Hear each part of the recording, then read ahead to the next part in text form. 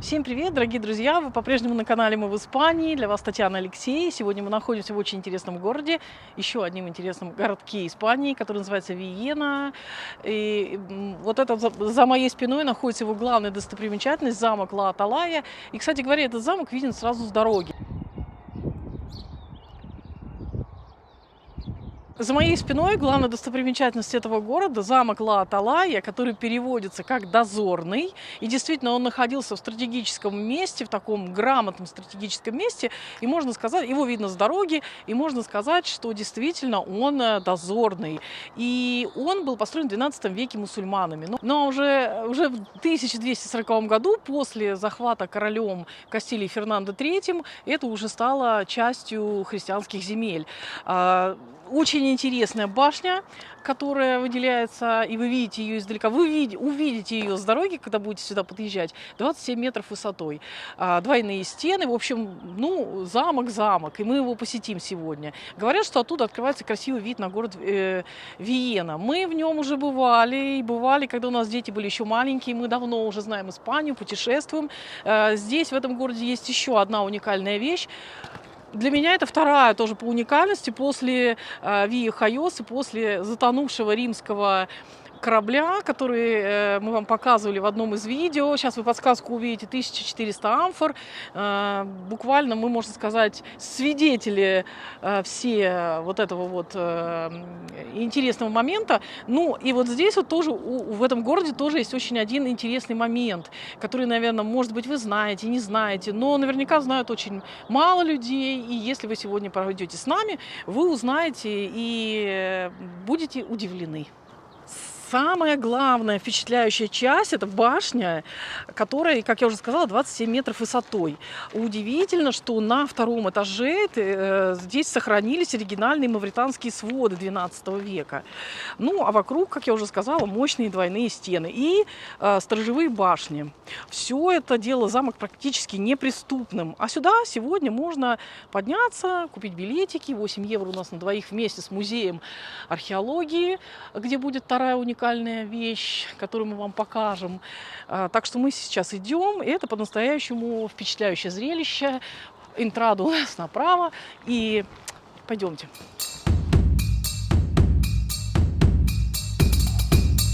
Кстати, дорогие друзья, те, кто плохо знает испанский, еще не выучить не успели, сидят в пункте информации для туристов, там, где покупаете билет на входе, и выдают вот такие буклетики, в том числе с переводом на русский язык. Так что полностью будете владеть информацией об этом замке.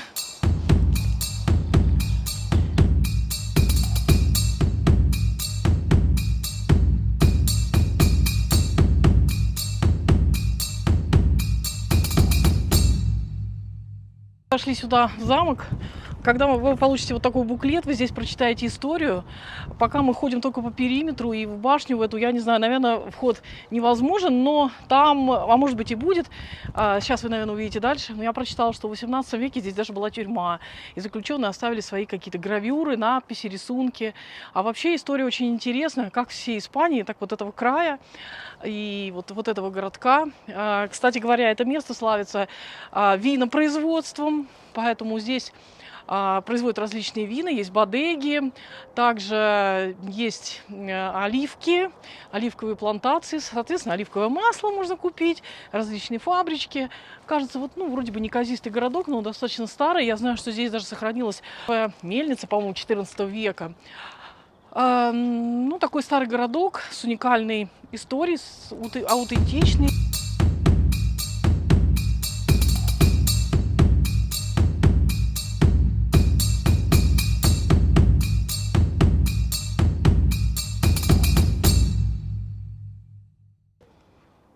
Главная башня, самая представительная часть замка. Она считается самым защищенным местом укрепления, в котором находился центр управления. Первые два этажа башни отличаются великолепными сводами, пересекающимися арками, которые свойственны для такого восточного стиля. Внешняя часть украшена отделкой с линиями извести ложной, резкой. Вот вы, наверное, видите сейчас. Это является отличительной чертой военных сооружений альмохадов. Давайте пройдем, посмотрим. Дверь открыта, ворота открыты, и мы можем, наверное, полицезреть.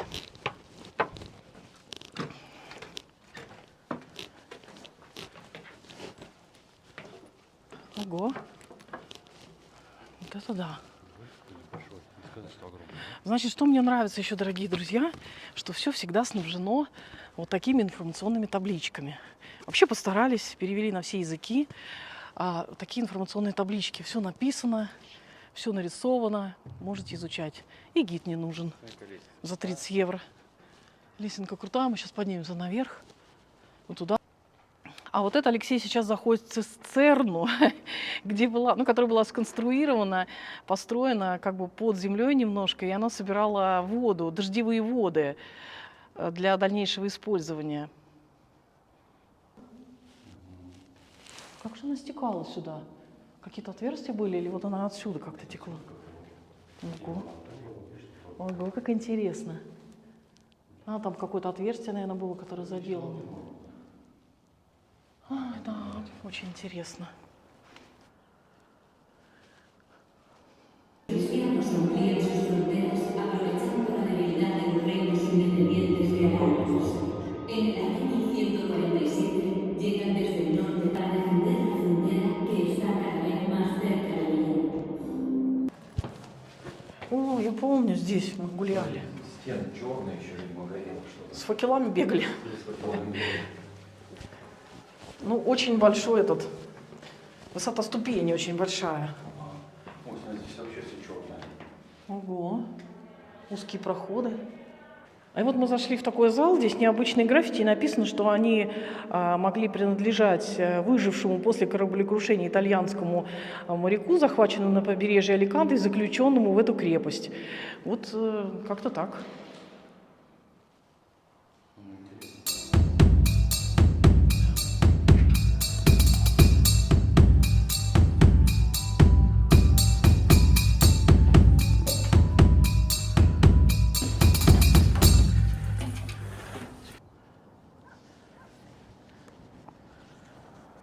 По крутой лестнице вы можете подняться на самый верх вот с такой замечательной смотровой площадкой. Будьте аккуратны, не перевешивайтесь туда, гласит вот эта надпись там, потому что можно упасть.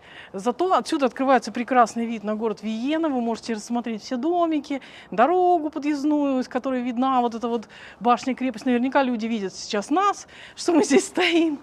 Вот. Очень интересно, но самый интересный факт, второй интересный факт из этого города, помимо вот этой вот прекрасной башни, вот этого замка, представьте себе, что в окрестностях Виены в 1963 году был найден клад. И не просто какой-то клад, а самый крупный, один из крупнейших кладов, золотых кладов в Европе.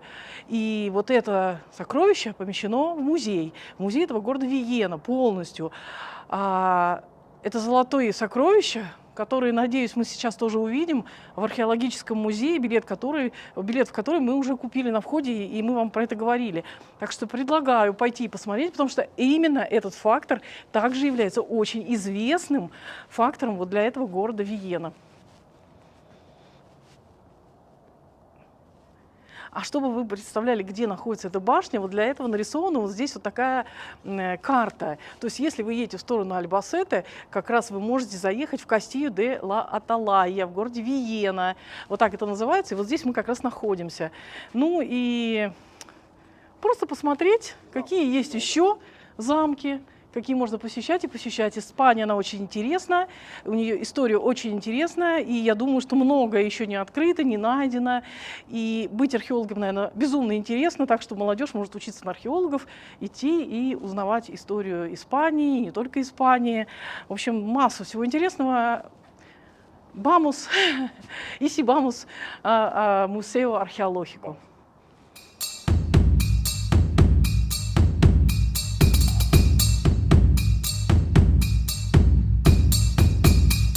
Ну а теперь после посещения замка мы спускаемся, идем в музей. У нас ровно час, в 2 часа он закрывается на обед.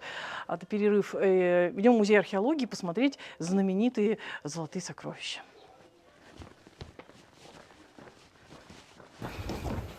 Здесь тоже вот такие маленькие узкие улочки, аутентичные. Показываю вам весь такой быт, можно сказать, этого городка. То есть то, что вот есть на самом деле, может быть, это, смотрите, какая маленькая кая, лоленя, дровяная улочка. Вот такая узкая. Наверное, здесь когда-то складывали дрова и хранили их. Где-то есть красивые дверки, где-то не очень. Ну, вот такая вот интересная. А? Сейчас покажу, Да. это самое интересное. Пиня или уэво фрито. И очень Что-то часто встречаются часы такие солнечные. Ага.